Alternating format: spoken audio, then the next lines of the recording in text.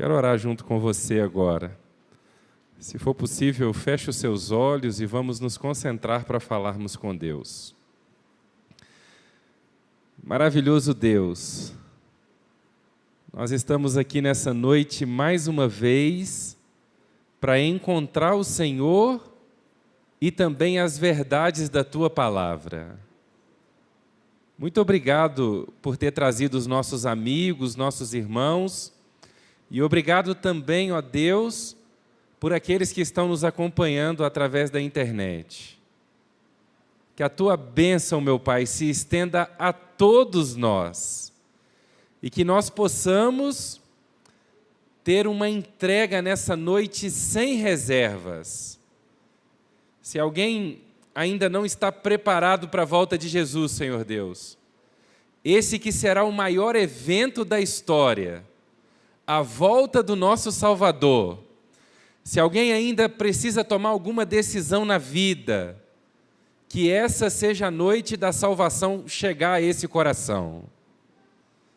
Que ninguém saia dessa igreja e nem desse culto, ó Deus, da mesma forma que chegou, mas que o Espírito Santo seja o ministrador da Tua Palavra em nossas mentes hoje.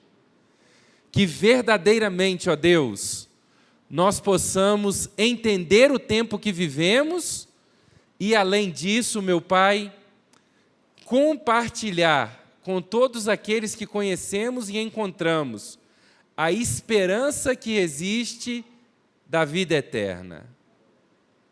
Usa-me, ó Deus, nessa noite, apesar de mim, usa-me, Pai, e que a Tua Palavra alcance o mais profundo dos corações. É o que eu lhe peço, em nome de Jesus. Amém. Boa noite. Boa noite também para os nossos amigos que estão nos acompanhando pela internet. Você é muito bem-vindo ao nosso culto. Se essa mensagem está chegando até você, é porque Deus também tem algo importante para lhe dizer. Nós vamos abrir a Bíblia agora no Evangelho de Mateus, Douglas, capítulo 25. Mateus, capítulo 25.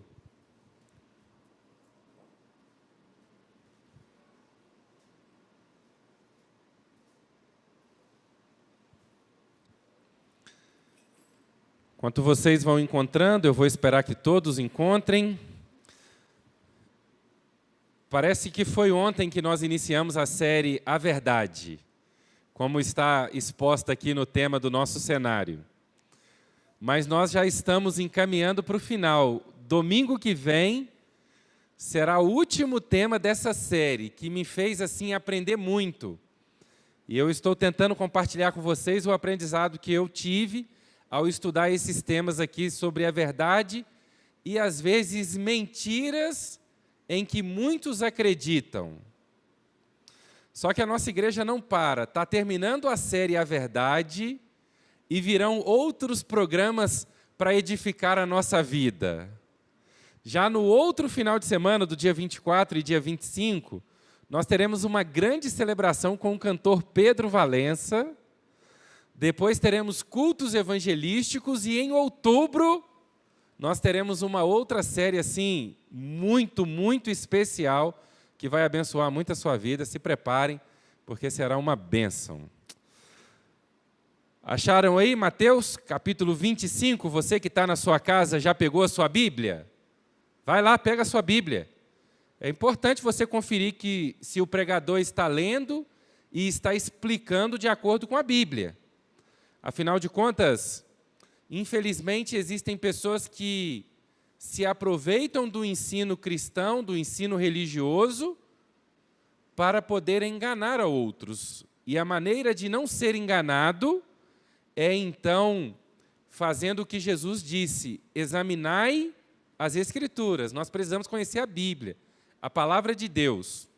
E o outro motivo que eu te incentivo a pegar a sua Bíblia aí e acompanhar a leitura, é porque quando nós lemos com os nossos olhos, vamos acompanhando a leitura que vai ser exposta aqui agora, fica memorizado, fica mais fácil para memorizar.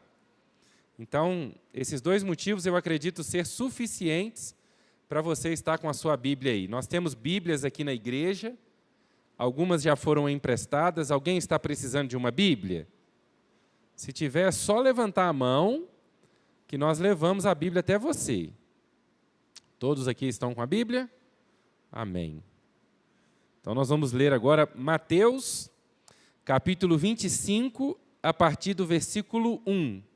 Uma parábola que Jesus contou, uma história que tem lições preciosas para a nossa vida. A Bíblia diz assim, ó: então, o reino dos céus será semelhante a 10 virgens que, tomando as suas lâmpadas, saíram a encontrar-se com o noivo.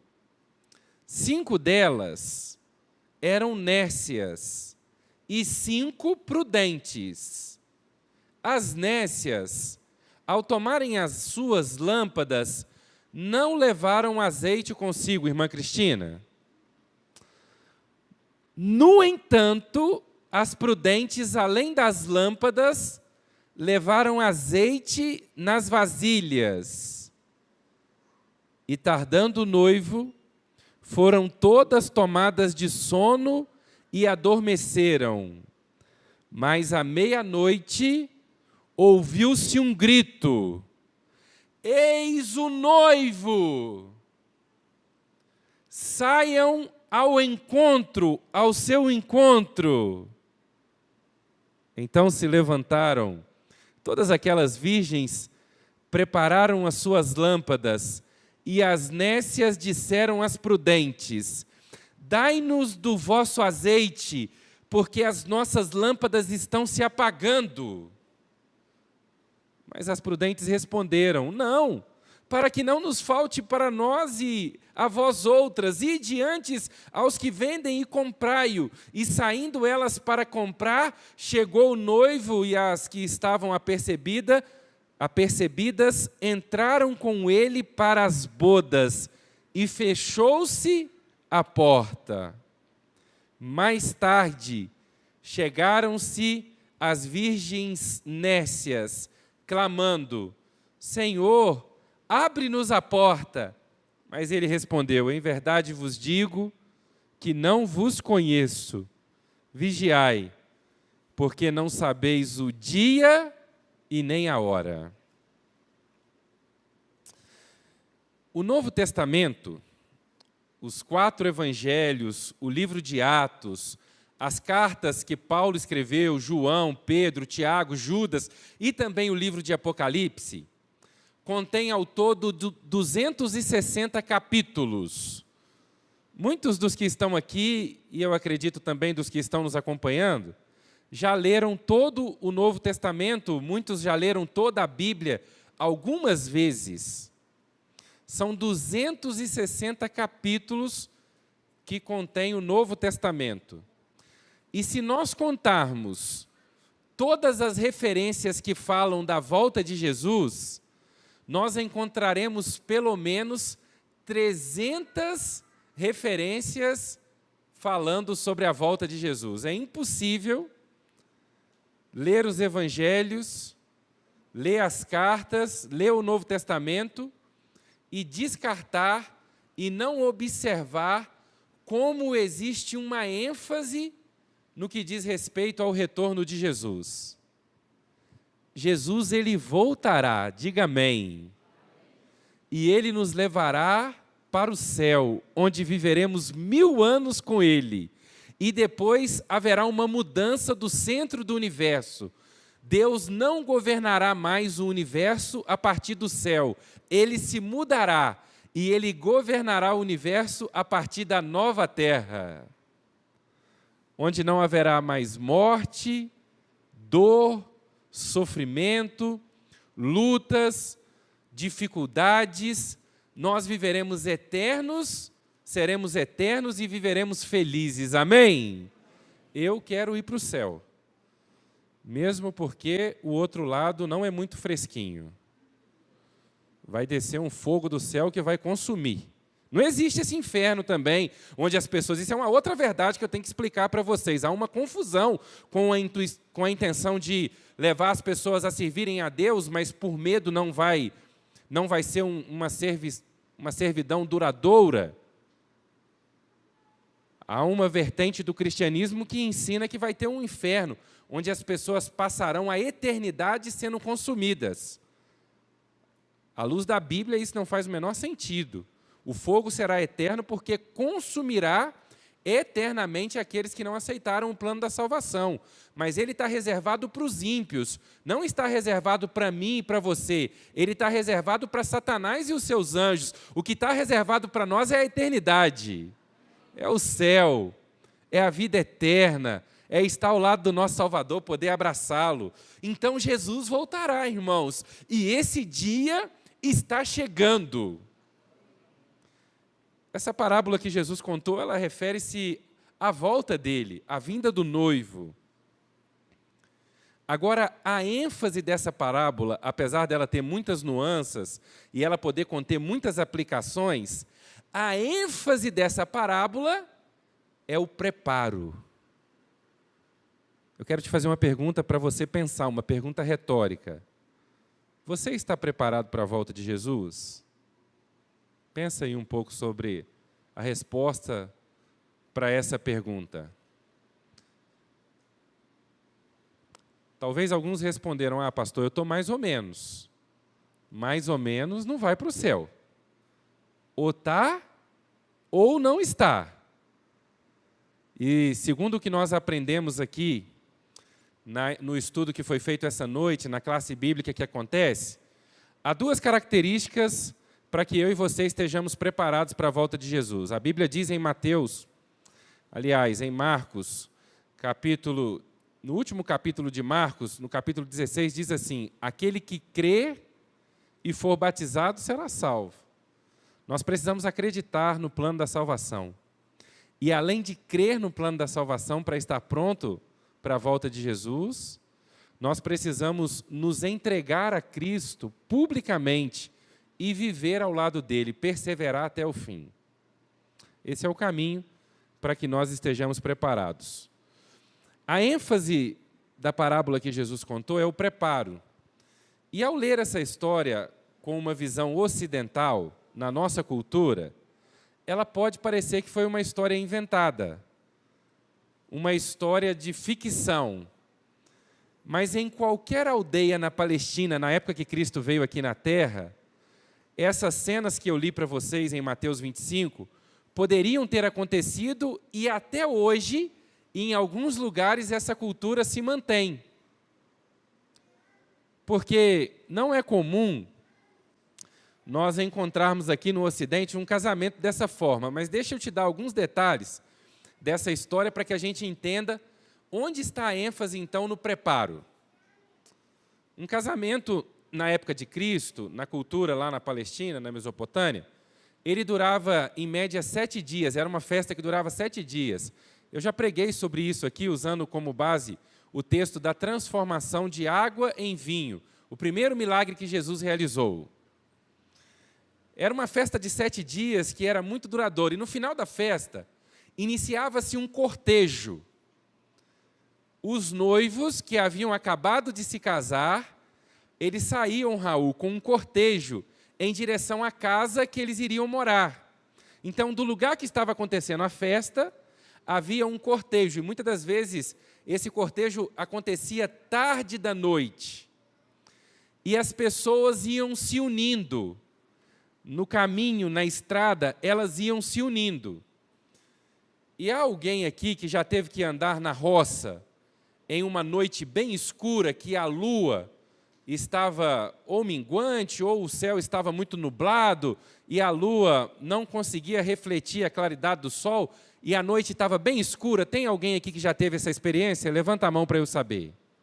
Nossa, muita gente. A gente não costuma enxergar 1,5 metro na nossa frente. O que as pessoas faziam para esse cortejo? Elas levavam uma lamparina. Nós temos aqui no nosso cenário, Guilherme, eu vou usar o nosso cenário aqui como ilustração. uma lamparina. Olha aqui, ó, peguei na minha mão aqui, ó. Essa aqui é só ilustrativa, porque pelo que eu estou entendendo, essa vela que está aqui dentro não acende. Não acende não, né, Guilherme? Acende? Ah, muito bem aqui, ó. No final, eu vou levar para minha casa como objeto decorativo, tá? A lamparina que era usada nesse cortejo era uma lamparina bem pequena e junto com ela ia um recipiente que era para ter um óleo de reserva. Afinal, o cortejo podia se estender e eles precisavam iluminar o caminho para seguir, então, os outros. E a Bíblia diz, Jesus contou uma história de um casamento em que os noivos saíram com esse cortejo e aí 10 virgens, 10 jovens também saíram para encontrar o noivo. 5 delas foram consideradas nécias, foram consideradas despreparadas e 5 foram consideradas prudentes. Por quê? Qual que foi a diferença? Um grupo tinha óleo de reserva e o outro grupo estava com um pouquinho só ali para iluminar por pouco tempo o caminho. E aí a história diz que o noivo começou a demorar para vir. E na demora, as 10 dormiram. Só que quando foi meia-noite, ouve-se um grito, lá vem o noivo. E aí todos acordaram, todas 10 se acordaram, só que 5 perceberam que não tinha mais azeite, não tinha mais óleo. Pediram emprestadas, mas não era possível emprestar. E elas saíram para procurar óleo de última hora. E o noivo seguiu com o cortejo, entrou para casa, a porta fechou, e quando elas vieram, bateram, a porta já não se abria mais. História interessante, né?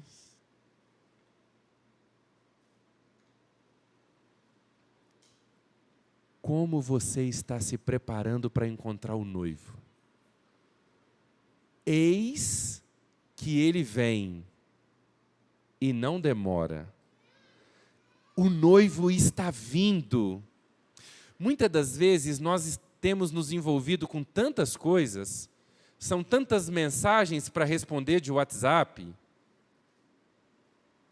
são tantas novas formas de entretenimento que vão surgindo, são tantas séries que são lançadas no Netflix, são tantas atribuições que nós vamos recebendo, às vezes com o intuito de oferecer para a nossa família mais conforto, oferecer uma casa melhor. Há pessoas que trabalham 13, 14 horas por dia em 2 empregos. E o preparo para a volta de Jesus? Qual lugar isso está ocupando na sua agenda? Porque não se iludam, ninguém vai para o céu se não se preparar. Se para fazer uma viagem próxima da nossa casa, nós precisamos de preparo para viajar, imagina para viajar para o céu. Não dá para ir para lá de qualquer maneira, com a vida de qualquer jeito. Tem que colocar as coisas em ordem. E aí eu quero saber se você está tendo azeite de reserva, se você tem buscado o Espírito Santo, se você tem sido cheio do Espírito Santo, porque nós sabemos, o azeite representa o Espírito Santo. Do jeito que a luz iluminava o caminho daquelas jovens e elas precisavam daquela luz, nós precisamos do Espírito Santo para nos guiar. Será que tem alguém que está participando dessa série, está aqui na igreja, está acompanhando online, e não está preparado porque está priorizando outras coisas na vida? Eu tenho uma boa notícia para você. Ainda são 11h59. O relógio não tocou meia-noite. A porta da graça ainda não fechou. É possível você entrar pela porta da graça, você receber Cristo na sua vida e ser salvo para poder morar eternamente. Sabe, essa parábola provocou em mim uma reflexão muito profunda, porque o fato de uma pessoa ser religiosa, o fato de alguém até ser um líder religioso, isso não é garantia de salvação. A única garantia que nós podemos ter de salvação é Cristo Jesus e uma vida sem reservas de entrega para Ele, um coração que se despeja aos pés de Jesus todos os dias. Por isso, hoje, eu queria convidá-lo para se preparar para o maior evento da história. O grito que o noivo vem será por trombetas que tocarão no céu. E aí, existem duas advertências muito sérias que eu acredito que essa parábola, que essa história nos deixam, ou nos deixa. Duas advertências. A primeira, grava aí no seu coração. Há determinado tipo de coisas que não podem ser deixados para a última hora. Por nossa cultura, pela nossa criatividade, nós temos o hábito aqui no Brasil de deixar para fazer a atividade escolar da faculdade na véspera da entrega. Com raras exceções, essa é uma questão cultural. A gente vai deixando para o último momento, a gente vai deixando para a última hora. Só que há determinado tipo de coisas que não pode ficar para a última hora. Essa é a primeira advertência. Não dá para deixar para buscar o Espírito Santo. Amanhã, você tem que começar a abastecer-se do poder do Espírito Santo, do óleo que ilumina o caminho, hoje. Você não pode deixar para se preparar. Daqui a pouco, há muitas pessoas procrastinando, deixando para depois. Primeiro eu vou resolver na minha vida isso. Primeiro eu vou fazer aquilo. Não, primeiro eu vou construir esse empreendimento. Primeiro eu vou fazer isso. Não deixe para depois, porque depois pode ser muito tarde. Nós não sabemos nem o dia e nem a hora, o texto diz. Então essa é a primeira advertência. E a segunda advertência é que há determinado tipo de coisas, que não dá para emprestar. Na escola a gente aprende a pegar lápis emprestado.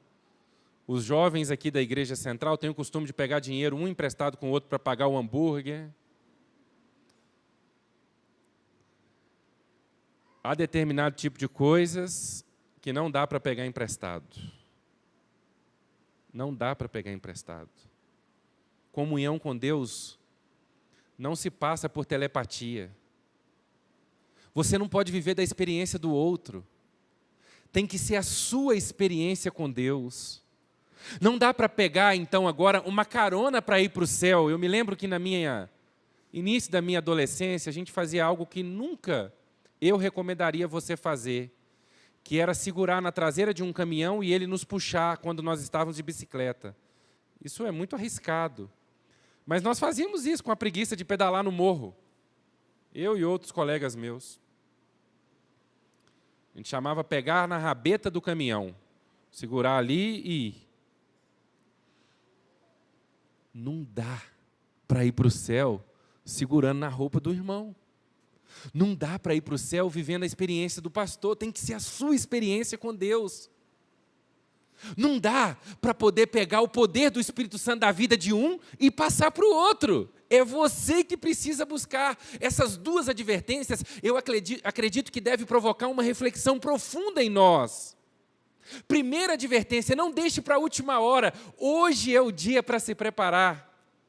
Segunda advertência, não dá para pedir emprestado da comunhão do outro. Você que tem que acordar mais cedo e estudar a Bíblia. É você que tem que colocar o seu joelho no chão e clamar pelo batismo do Espírito Santo, porque eis que o noivo vem e ele quer encontrar um povo, e eu e você somos convidados a estar preparados para fazer então parte desse povo, que serão considerados as ovelhas, não os cabritos, as ovelhas a quem Jesus dirá: vinde benditos de meu Pai, receber por herança o que é de vocês desde a fundação do mundo. Amém? Eu quero muito, irmãos, eu quero muito estar preparado. daqui a pouco, o relógio vai bater meia-noite. E Jesus aparecerá nas nuvens. Qual que é a sua decisão? Você vai ficar focado nas coisas dessa terra? Nesse reino? Ou você vai priorizar a sua salvação? Nós estamos encerrando já, encaminhando para o final da série. Domingo que vem eu vou apresentar uma mensagem. E aí terminaremos a série A Verdade. Quantas séries mais? Quantos outros sermões, louvores de apelo você vai ter que ouvir para se render a Cristo e para entrar aqui nesse tanque de batismo se você não foi batizado ainda? Quantos sermões, quantos louvores de apelo você que já foi batizado vai ter que ouvir para poder então agora entender que precisa levar a sério a sua vida cristã, que não pode levar uma vida cristã mesquinha, uma vida cristã então medíocre, que não lê a Bíblia, não ora, vem para a igreja, mas sabe, não tem uma comunhão íntima com Deus. Quantas advertências, quantas vezes Deus está nos chamando e às vezes nós estamos deixando para depois. Depois pode ser muito tarde. Mas hoje não é tarde. Não é tarde. Eu contei essa história um dia aqui na igreja e eu vou repeti-la hoje porque muitos que ouviram não estavam naquela ocasião e estão hoje. Os meus pais, eles já estão dormindo no Senhor. Eu tenho uma esperança muito grande de encontrá-los quando Jesus voltar. Eu tenho muitas histórias, e eu já, como eu disse, contei algumas para vocês com meu pai. Meu pai e eu éramos muito amigos. A minha mãe foi uma mãezona também, assim, que me entendia como ninguém mais me entende. Na minha infância, uma das coisas que eu me recordo eram as frequências ou a frequência com que os meus pais se mudavam.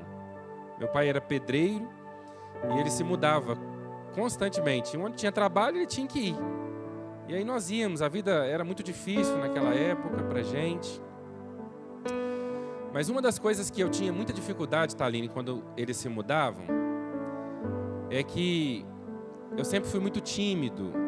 E essa minha timidez me deixava inibido de começar numa escola nova. Eu ia ter que chegar numa escola onde eu não conhecia ninguém, onde eu não saberia se a professora era daquelas bravas, sabe, Merijane? Ou se seria uma professora boazinha, enfim. E aí eu me lembro que meus pais se mudaram da cidade de Leopoldina, Minas Gerais mesmo, para a cidade de Muriaé, onde eu passei grande parte da minha vida. Eu devia ter 7 anos, 8 anos, eu não me lembro precisamente a minha idade. Mas quando nós chegamos, eu falei para o meu pai assim: pai, eu não vou estudar mais. Eu não vou mais para a escola. Falei como uma criança falaria isso para o pai. E ele disse assim: claro que você vai. Você vai para a escola sim, você precisa estudar. E ele e a minha mãe me matricularam numa escola chamada Mário Macedo. Eu me lembro o nome da escola. Ficava a umas 5 quadras da casa que nós morávamos. Mas eu não queria ir para a escola, porque eu não sabia quem eu iria encontrar lá, eu não tinha nenhum amigo lá naquela escola. Mas eu também tinha medo de não saber voltar para casa. Vai que termina a aula, e aí todo mundo vai embora, e eu vou embora e fico perdido. Eu me lembro que no meu primeiro dia de aula lá no Mário Macedo, meu pai me pegou pela mão e falou: vamos, eu vou te levar para a escola. Naquele dia ele não foi para o trabalho, e ele me levou na escola. Quando chegou na porta da escola, meu pai falou assim para mim: ó, pode estudar, pode ficar tranquilo, porque quando terminar a aula, eu vou estar aqui, eu vou voltar para te buscar. Eu vou buscar você. Quando meu pai falou aquilo, meus temores sobre ficar perdido, eles se esvaíram. Eles deixaram de existir. Eu entrei, e aí logo começou a aula, a tia Hilda era muito boazinha, e aqueles meus outros temores de não fazer amizade, logo estava enturmado com os meninos, brincando na hora do intervalo. E naquele dia, quando faltavam uns 10 minutos para tocar o sino e terminar a aula, a tia Hilda falou assim, ó, arrumem os materiais de vocês, porque daqui a pouco vai tocar o sino. Eu lembro que eu peguei a minha lancheira, era na época que a gente levava lancheira para a escola. A minha mãe colocava uma maçã, um suco. Quem está sorrindo aqui na igreja é porque já é dessa época e é velhinho também, tá?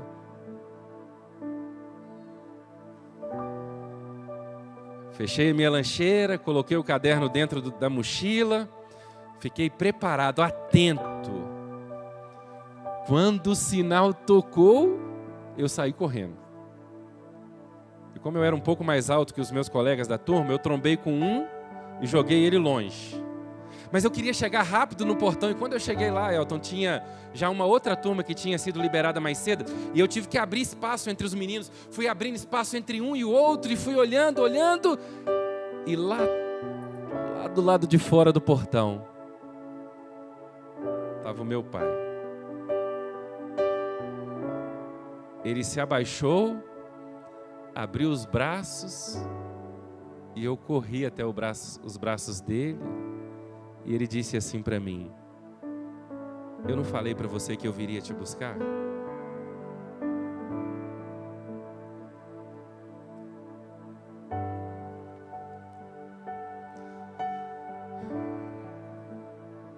Eu não disse para você, aqui estou eu.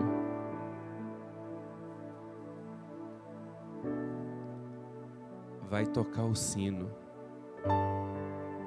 Está quase na hora. Nós temos que arrumar, não os materiais dentro de uma mochila. Nós temos que arrumar a nossa vida, colocar ela em ordem. Porque do mesmo jeito que o meu pai havia me prometido de me buscar no final da aula naquele dia, Jesus prometeu que Ele vai voltar para nos buscar. Ele está preparando um lugar. Ele está preparando um lugar para você lá. Você sabia que tem uma coroa sendo confeccionada especialmente para você? Se você não for, ela não vai ser usada por outra pessoa. Existe uma pedrinha branca aonde foi escrito um nome, e esse será o seu novo nome. De acordo com as suas vitórias aqui na terra, com a nossa personalidade, com as nossas características, nós ganharemos um novo nome. Há uma mesa quilométrica que existirá no céu, e há um lugar para você nessa mesa. E sabe, há pessoas rejeitando esse convite por algumas migalhas dessa terra. Eu confesso que eu não consigo entender. Eu não consigo entender como alguém pode trocar um banquete por migalhas. O que Jesus tem para você é um banquete, e o que Satanás te oferece são migalhas de felicidade, são migalhas de prazeres. Não troque, meu querido irmão, não troque, minha irmã, o banquete do céu pelas migalhas dessa terra. Hoje é o dia que Deus preparou para você se entregar a Ele.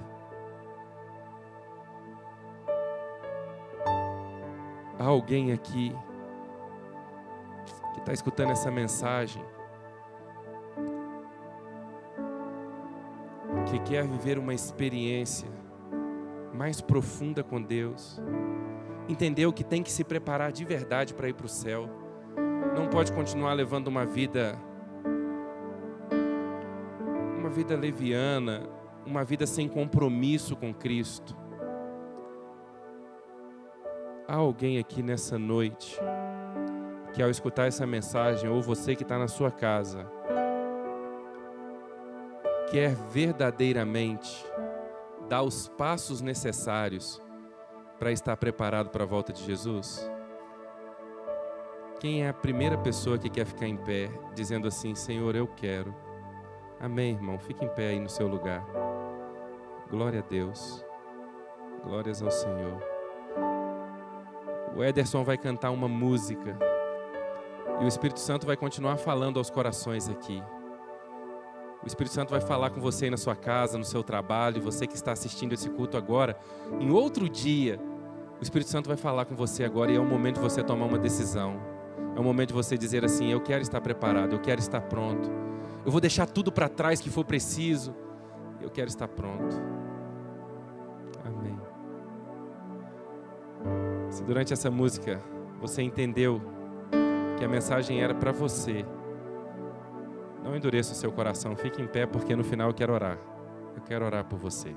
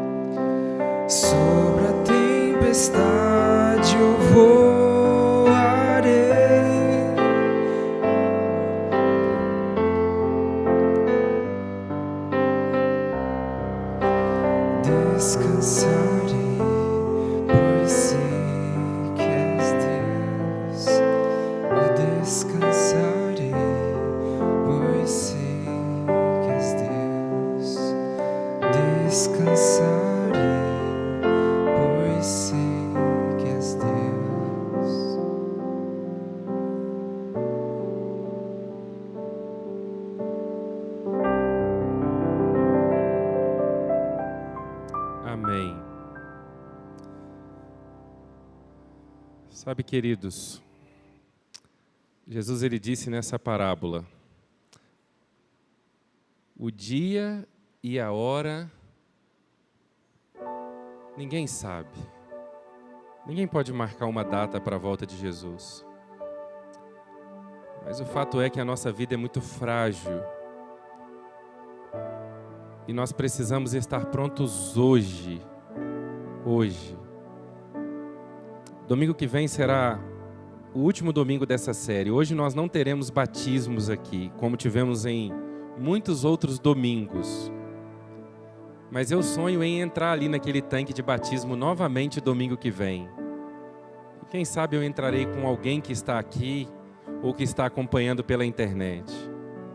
Se você está pronto, não há nenhum impedimento, se você conheceu os ensinos bíblicos e você quer ser batizado, fala comigo ali na porta, eu vou estar ali na porta hoje.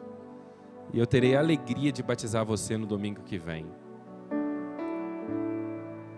Nós queremos receber você em nossa família, na família de Deus. E queremos que você se prepare junto conosco.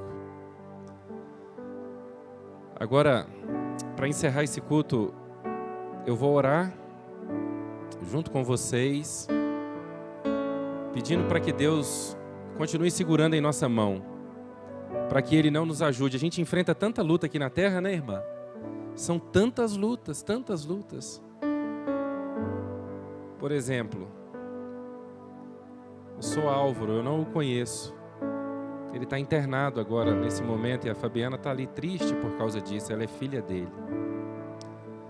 Mas o nosso Deus, Fabiana, é o Deus da cura, é o Deus do milagre. E enquanto há vida e esperança, nós vamos clamar a Deus pela vida do teu pai agora. Nós clamaremos a Deus pela vida de todos aqui. Eu queria que você segurasse na mão de Deus e não soltasse. Essa é a maneira de nós nos mantermos firmes. Essa é a maneira de nós continuarmos a nossa jornada e não desviarmos o caminho. Deixa Deus te carregar. Deixa Deus te ajudar. Tudo vai passar, tudo. Tudo, todo o nosso sofrimento vai passar, está perto. Basta a gente estar pronto para a volta de Jesus. Vamos orar?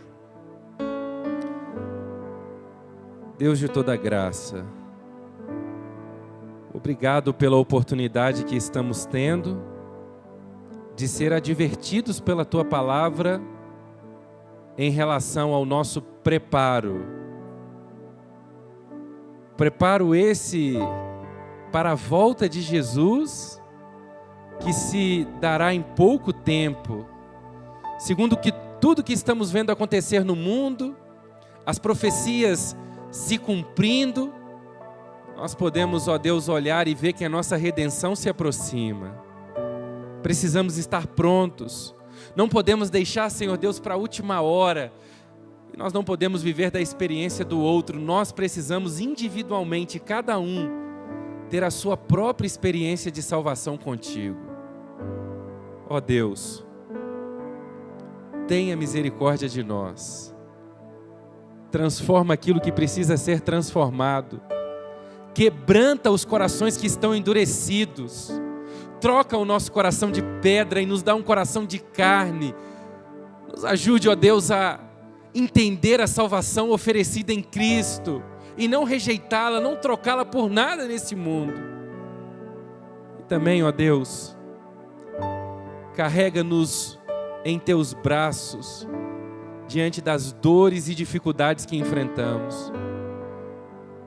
A Fabiana hoje, ó Deus, está triste porque o pai dela está internado com Covid.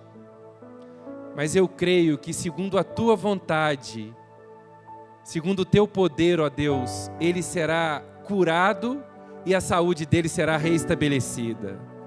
Visita o Senhor Álvaro agora, ó Deus, no hospital. Usa os médicos que estão cuidando dele. Não só ele, como todos os outros que estão enfermos, como todos os nossos familiares que estão, ó Deus, precisando de cura. Por favor, ó Deus, por favor, ouça o nosso clamor nessa noite e faça o melhor em favor de cada um de nós. Nos despeça em paz. Nos dê uma semana em comunhão contigo e nos traga de volta nas próximas programações da igreja. É o que eu lhe peço, em nome de Jesus. Amém, Pai.